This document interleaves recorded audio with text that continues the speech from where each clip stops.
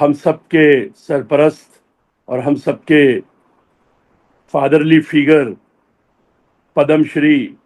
Professor emeritus professor Akhtar الواسع صاحب، ہماری معزز بڑی بہن پروفیسر حسینہ حاشیہ صاحبہ، اور ہمارے دوست ارشد صاحب، شریک کار ڈاکٹر ارشد صاحب، میرے لیے یہ ایک خوشی کا موقع ہے کہ گزشتہ کئی سال سے جب سے پروفیسر حسینہ حاشیہ صاحبہ IOS سے منسلک ہوئی ہیں تو اس سلسلے کو برابر ہر سال سمر اسکول کے طور پر اس کا اہتمام کرتی ہیں۔ اس سے پہلے بھی ہم لوگوں نے مل کر یہ پروگرام کیا تھا، اور اس مرتبہ پھر انہوں نے خواہش ظاہر کی، اور اس سلسلے میں مجھے اپنے شیخ الجامعہ وائس چانسلر جامعہ ملیہ کا بھی شکریہ ادا کرنا چاہیے کہ انہوں نے بھی اس پروگرام کی اجازت دی۔ پہلے کوئی اور ڈیٹ فکس ہوئی تھی، بعد میں حسینہ میم نے اس کو چینج کیا ڈیٹ کو، تو انہوں نے اس ڈیٹ کو چینج کرنے کے بعد دوبارہ پرمیشن ہمیں عنایت فرمائی۔ میں اس سلسلے میں IOS اور IOS کے ذمہ داران، خاص طور پہ جنہوں نے اس پودے کو لگایا، ڈاکٹر منظور عالم صاحب، ان کا بھی ممنون ہوں اور ان کے شکر گزار ہوں کہ انہوں نے جس طرح سے IOS کو لگایا، پودے کو لگایا، اس کی آبیاری کی، اور ساتھ ہی ساتھ ان کی تمام وہ ٹیم جو انہوں نے سماج سے جو اپنی اپنی فیلڈ کے نگینے تھے، ان سب کو کسی نہ کسی طریقے سے IOS سے جوڑا، جس میں حسینہ حاشیہ بھی اسی ایک حصہ ہے۔ اسلامک اسٹڈیز کی ورکشاپ یا سمر اسکول کے طور پر یہ جو 6 دن 5 دن کا چلے گا سلسلہ، ہم دیکھتے ہیں کہ اس میں مختلف قسم کے عناوین ہیں، مختلف قسم کے ہمارے چیپٹرز ہیں جس پر گفتگو ہوگی۔ بڑے بڑے اسکالرس ہیں، خاص طور پہ اسلامک اسٹڈیز کے حوالے سے جو اچھے لکھنے پڑھنے والے ریسرچر اور یونیورسٹیز سے جڑے ہوئے اساتذہ، ان سب کو ہمارے موجودہ جو جوائن کیا ہے بحیثیت طالب علم انہیں سننے کا موقع ملے گا۔ ابھی ہم لوگ کی نوٹ کے طور پر پروفیسر اختر الواسع صاحب کو سن رہے تھے۔ ان کے بولنے سے لگ رہا تھا کہ یقیناً ان کی صحت اس وقت بالکل ساتھ نہیں دے رہی تھی، لیکن یہ ان کا شغف تھا اسلامک اسٹڈیز کا،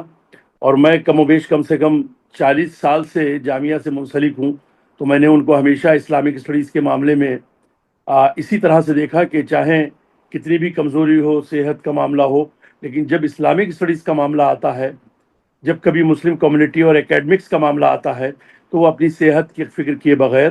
وہ پروگرام میں شریک ہوتے ہیں اور اپنی بات کو پوری دلائل اور پورے وثوق کے ساتھ رکھتے ہیں۔ آج یقیناً ان کی نوٹ میں جس طرح سے وہ بول رہے تھے، اس سے پوری طرح واضح ہو رہا تھا کہ وہ اختر الواسع صاحب نہیں ہیں، یقیناً بہت زیادہ صحت خراب ہے۔ پہلے تو ہم ان کی صحت کے لیے اللہ سے دعا کریں کہ اللہ تعالیٰ ان کو صحت دے اور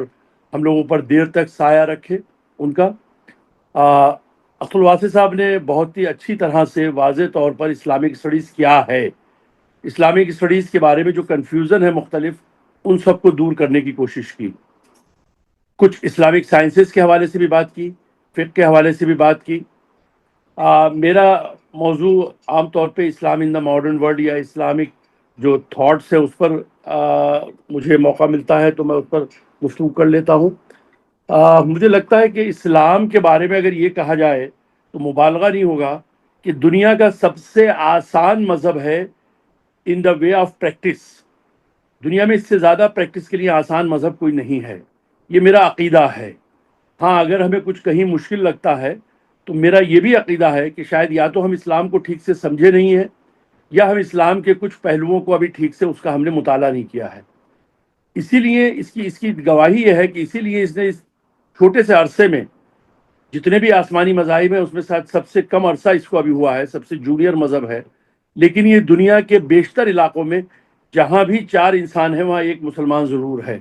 اور دنیا کے ہر کونے میں پھیل گیا۔ تو میرا یہ عقیدہ بنتا ہے کہ ایک تو اسلام دنیا کا سب سے آسان مذہب ہے پریکٹس کے معاملے میں، اور دوسرا یہ کہ دنیا کا سب سے زیادہ فلیکسیبل ہے، سب سے زیادہ ایڈجسٹمنٹ ہے اس کے اندر۔ اسی لیے ہم دیکھتے ہیں کہ ہمیں دنیا کے ہر کونے میں، چاہے جہاں 6 مہینے دن ہوتا ہو، 6 مہینے رات ہوتی ہو، یا جہاں 24 گھنٹے کا ٹائم ٹیبل ہو، چاہے سمندر کا کنارہ ہو، چاہے ریگستان کا علاقہ ہو جہاں پانی کی کمی ہوتی ہو، جس کی طرف ابھی اشارہ کیا عبد الواسی صاحب نے اپنے کی نوٹ میں، چاہے وہ کشمیر اور سوئٹزرلینڈ کے علاقے ہوں، ٹھنڈ کے علاقے ہوں، ہر جگہ اسلام کو آسانی سے پریکٹس کیا جا سکتا ہے. کہیں بھی اسلام پر پریکٹس کرنے میں کہیں کوئی دشواری نظر نہیں آتی ہے، پہلی چیز. دوسری چیز یہ کہ ہر علاقے کا اپنا ایک کلچر الگ ہوتا ہے، جس کو ہم کہتے ہیں تہذیب و تمدن، سنسکرتی. اور یہ سنسکرتی بنتی ہے 3-4 چیزوں سے، جس میں ہمارا یونیفارم ہے، جس میں ہمارا کھانا پینا ہے، جس میں ہمارا بولنا ہے، ہماری زبان ہے، جس میں ہمارے کچھ تفریحی یا کچھ ہمارے عقائدی یا کچھ ہمارے کلچرلی کچھ فیسٹیولز ہیں. یہ 4 چیزیں، اور یہ چاروں چیزیں وہ ہیں: زبان، کھانا پینا، یونیفارم. ان سب پر جغرافیائی حالات کا اثر پڑتا ہے. ہم جانتے ہیں کہ جغرافیائی حالات اگر دیکھیں تو اسلام جو آیا، رسول اللہ صلی اللہ علیہ وسلم کے اوپر نازل ہوا قرآن مجید، تو وہ عرب کا ڈیزرٹ تھا جب 50 اور 55 کا ٹمپریچر تھا. لیکن کشمیر میں بھی اسی طرح سے اسلام پھیلا، نارتھ پول پہ بھی اسلام اسی طرح سے پھیلا. بڑے ٹھنڈے ممالک میں، رشیا میں، اور ہم جو بھی دنیا کے ٹھنڈے ممالک سمجھ سکتے ہیں جہاں 6-6 مہینے برف رہتی ہے، وہاں بھی اسلام کے پھیلنے میں یا اسلام کو اپنانے میں یا اسلام پر پریکٹس کرنے میں وہاں کے لوگوں کو پریشانی نہیں ہوئی. تو اس لیے میں نے کہا کہ کلچرلی اسلام سے پہلے جغرافیائی حالات کے اثر پڑے، اور جب اسلام اس علاقے میں گیا، دنیا کے اس حصے میں گیا، تو اس نے وہاں کے کلچر میں جو عقائد سے جڑی ہوئی چیزیں تھیں اس میں تو کمپرومائز نہیں کر سکتے تھے. بہرحال اللہ ایک ہے تو اللہ ایک ہے، رسول اللہ اس کے آخری رسول ہے تو وہ ہے. جو بھی عقائد سے ریلیٹڈ چیز تھی اس میں کوئی کمپرومائز نہیں ہوا. لیکن جو کلچر سے ریلیٹڈ چیزیں تھیں اس میں اسلام نے جہاں تک اسلام کی طرف سے اجازت ہو سکتی تھی، ایڈجسٹمنٹ ہو سکتا تھا، ان سب کو ایز اٹ از اپنا لیا یا تھوڑا سے تبدیلی کے ساتھ اپنا لیا. تو بنیادی طور پر، مثال کے طور پہ ہم اگر اس کو بات کریں کہ جب اسلام کشمیر میں پہنچا تو اب وہاں تو عربوں کی طرح جو کپڑے، باریک کپڑے، یا جو کھان پان یا جو زبان تھی، وہ کیسے ایڈجسٹ کر سکتے تھے؟ وہاں تو ٹھنڈ میں پریشانی ہو جاتی، تو وہاں گرم کپڑے اپنا لیے گئے. ساحلی علاقوں میں ساحلی علاقوں کے کلچر کو اپنا لیا گیا. خود ہندوستان میں اگر ہم دیکھیں تو یہاں ساڑی جو خواتین کا خاص ناردرن انڈیا میں، اور نہیں بلکہ کیرلا، تامل ناڈو، کرناٹکا میں بھی ایک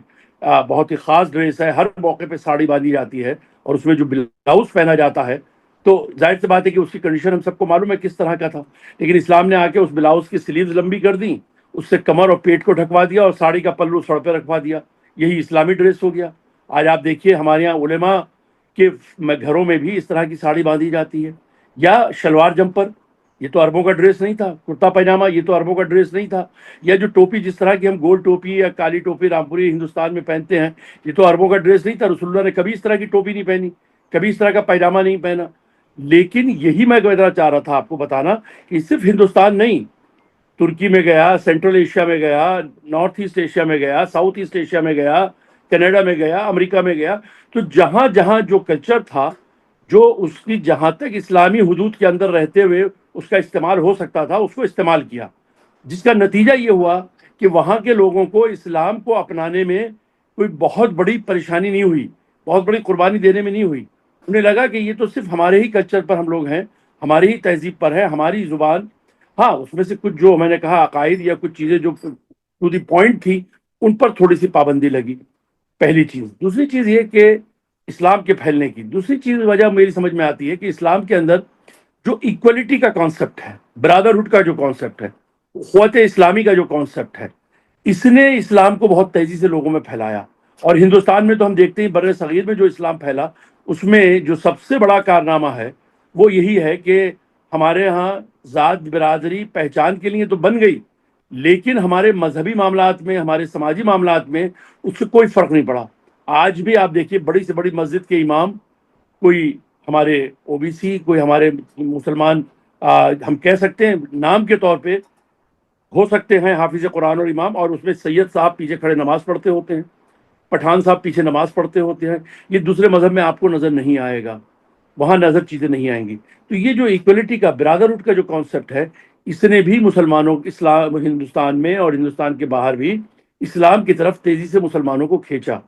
اور مجبور کر دیا دوسرے عقیدے اور دوسرے لوگوں کو کہ انہوں نے بھی اپنے ایکولیٹی کی بات کہنی شروع کی. وہ کہ وہ اس پر عمل نہیں کر سکے ٹھیک سے، لیکن اسلام نے عمل کر کے اسلام کی طرف لوگوں کو رجوع کیا۔ تو پہلی چیز تو یہ کہ اسلام کیا ایڈجسٹمنٹ، دوسرا یہ کہ ایکولیٹی کا کانسیپٹ، اور تیسرا جو سب سے اہم تھا کہ وہ ایک اللہ کے وجود کے ماننے کے بعد تمام اللہوں سے اس کی نجات مل جاتی تھی، ہے نا؟ کہ تو ایک سجدہ جسے گرا سمجھتا ہے، اگر وہ پورا آپ شعر یاد ہو کہ ایک اللہ سے تعلق جوڑ لو تمام خداؤں سے ختم۔ اس کو ہم ایسے ہی کر سکتے ہیں کہ ہماری یونیورسٹی لیول پہ اگر ہم کہا جائے کہ آپ کے ذاتی طور پہ اگر وائس چانسلر سے تعلقات اچھے ہیں، یا حکومت میں آپ کے بادشاہ سے تعلقات اچھے ہیں، پرائم منسٹر سے اچھے ہیں، تو پھر آپ کو کسی منسٹر کی فکر نہیں رہتی ہے۔ تو اسلام نے وہ کانسیپٹ دیا کہ اپنے صرف پیدا کرنے والے سے تعلق جوڑ لو تو دنیا کی تمام طاقتوں سے آپ نیڈر ہو جاؤ گے۔ تو یہ کچھ بنیادی خصوصیات مجھے اسلام کے اندر نظر آئی جس سے اسلام پھیلا۔ اسلام کم عمری میں بھی سب سے زیادہ، میں تو یہ سمجھتا ہوں کہ میں اکثر یہ کہا بھی کرتا ہوں کہ اسلام بیسیکلی مسلمان دنیا میں اس وقت نمبر 1 پر ہے، نمبر 2 پہ نہیں ہے۔ آبادی کے لحاظ سے، نمبر کے لحاظ سے، ٹائٹل کے لحاظ سے آپ کہیں تو کرسچن نمبر 1 پہ ہے، مسلمان نمبر 2 پہ ہے، لیکن اگر عملاً دیکھیں آپ تو مسلمان نمبر 1 پہ ہے۔ مسلمانوں میں کوئی بھی نظریاتی طور پہ کوئی گروپ ہو، سنی ہوں، شیعہ ہوں،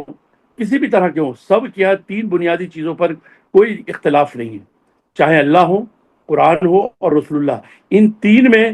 کسی بھی مسلمان کا جو اپنے آپ کو کلیم کرتا ہے کوئی اختلاف نہیں ہے۔ لیکن کرسچنز میں آپ دیکھیے بنیادی طور پہ 2 حصوں میں بٹے ہوئے ہیں کتاب کے سلسلے میں۔ تو اس لیے میں کہتا ہوں کہ عملاً دیکھا جائے تو مسلمان دنیا میں سب سے زیادہ ہے۔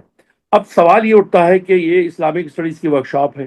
اسلامک اسٹڈیز سے متعلق ٹاپکس ہیں اس میں، لیکن مجھے ایک بات یہاں کہنے کا موقع مل رہا ہے جس کا مجھے ضروری سمجھتا ہوں کہ اس سے جڑا ہوا ہے یہ واقع چیز، کیونکہ ہم کیوں اسلامک اسٹڈیز پڑھتے ہیں۔ خاص طور پہ اگر ہمیں اسلامک سائنسز پڑھنی تھی یا اسلامک عقیدوں پہ بات کرنی تھی تو مدارس بہت تھے، دنیا بھر میں بڑے بڑے مدارس ہیں، ہندوستان میں بھی بڑے بڑے مدارس ہیں، ہزاروں کی تعداد میں ہے دنیا میں، اور وہاں اچھے سے قرآن کی تعلیم، تفسیر کی تعلیم، احادیث کی تعلیم، فقہ کی تعلیم دی جاتی ہے۔ لیکن اسلامک اسٹڈیز میں اور کیوں قائم کیا گیا؟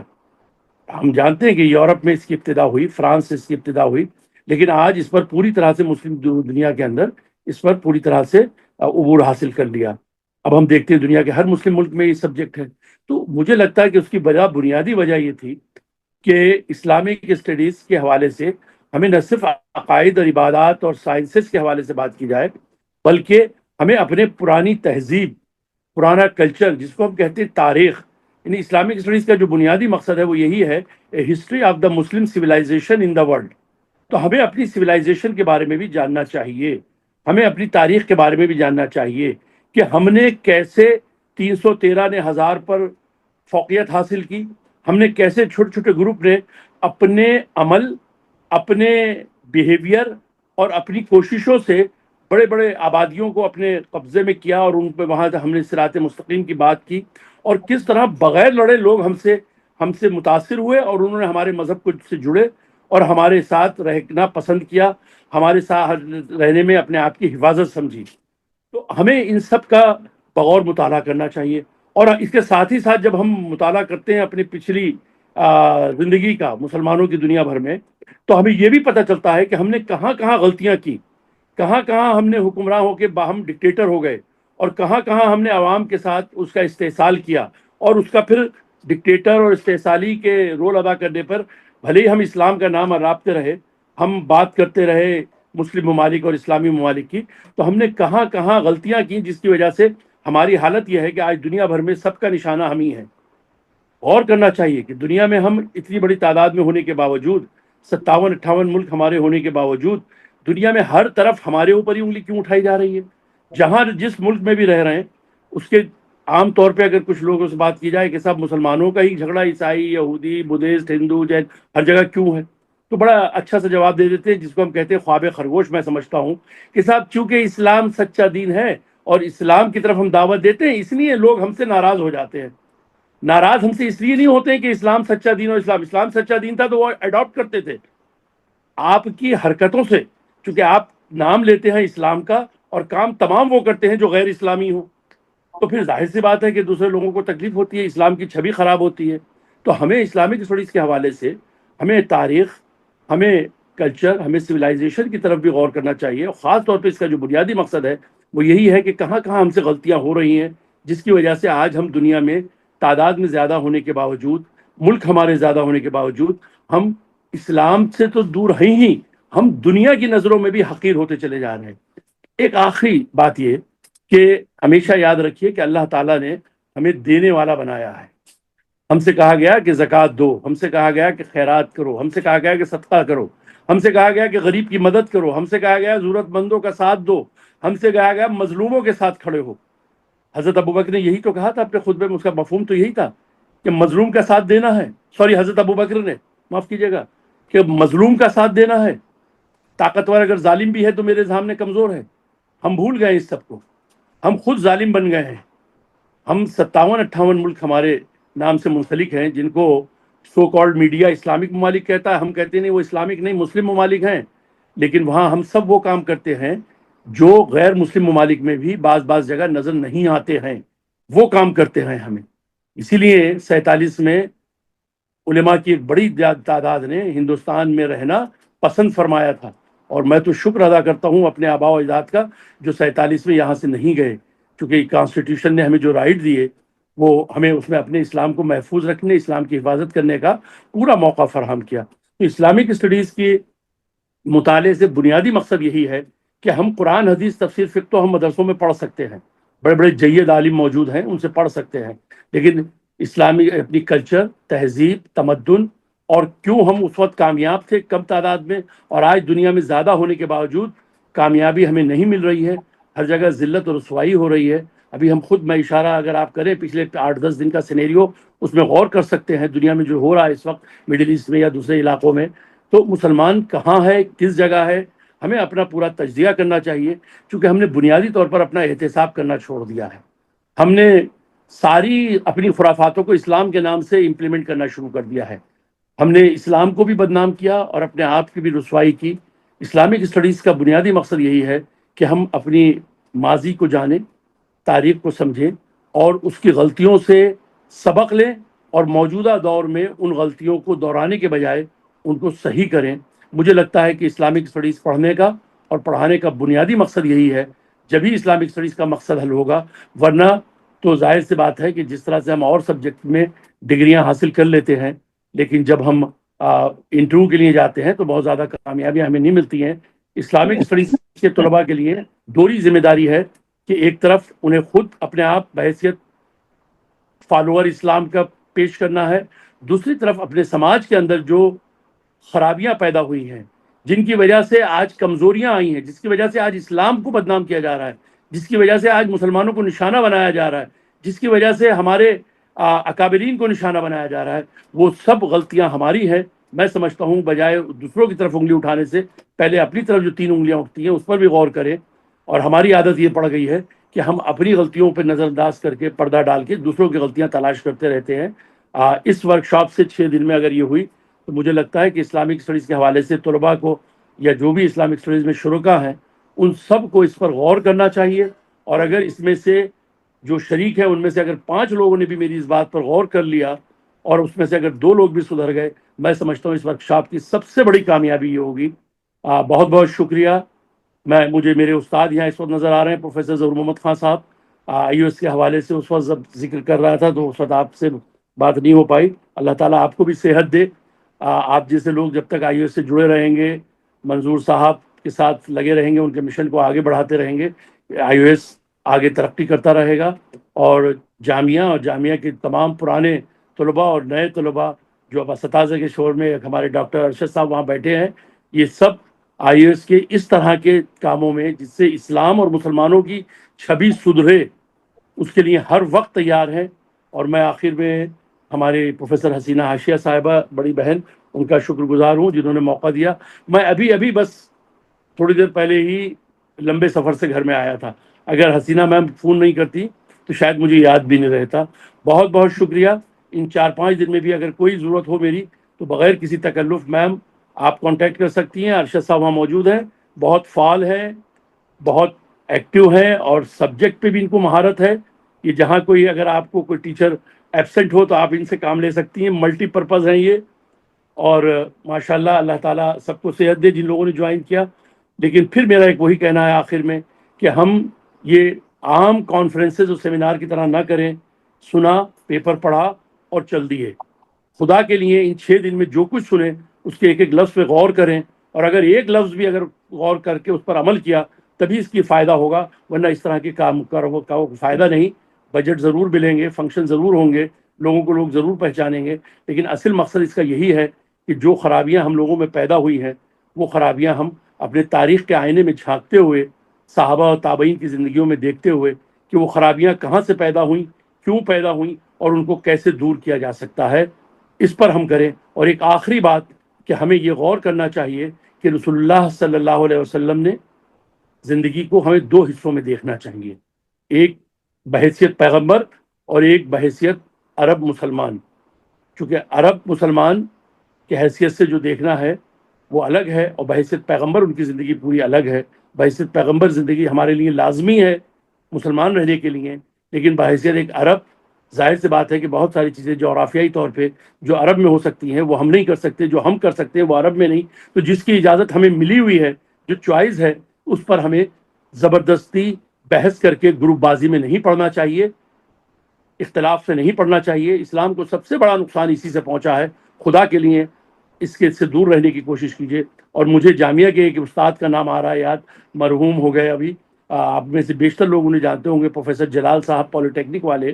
بہت سارے لوگوں کو ان سے ہو سکتا ہے اختلافات بھی ہوں، کچھ لوگ ان سے مانوس بھی ہوں۔ میرے جب وہ پرووسٹ ہوا کرتے تھے اب سے 35 سال پہلے، تو انہوں نے ایک جملہ کہا تھا کہ اقتدار یہ یاد رکھو کہ زندگی بھر اپنے لیے کرتے ہو، کچھ ایک کام تو اپنی کمیونٹی کے لیے کر دو، چاہے گاؤں میں نلی لگا دو، وہی کامیابی کا منزل بنے گی۔ قوم کے ہر فرد کو اس انداز سے سوچنا چاہیے۔ اللہ تعالی ہمیں اور آپ سب کو ایمان پر اٹھائے، کامیابی عطا فرمائے، اور اس ورکشاپ کے اصل مقصد کو بھی پورا عطا کروائے۔ بہت بہت شکریہ۔ خدا حافظ۔